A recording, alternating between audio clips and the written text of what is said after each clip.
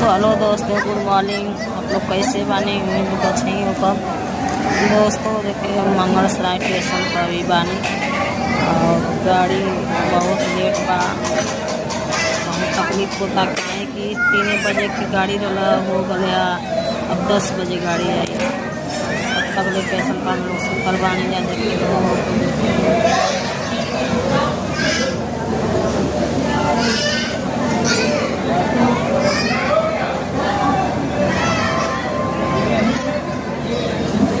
देख सकते तनी लोग अभी बैठल बानी जा, काहे कि गाड़ी बहुत लेट बा और जाता नहीं हम पंजाब।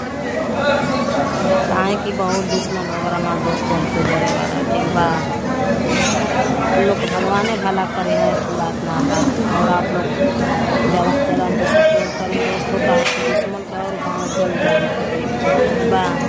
आप लोग मेहरबानी रही, गाड़ चलत रही दोस्तों। आप लोग सपोर्ट करेंगे हमसे प्लीज।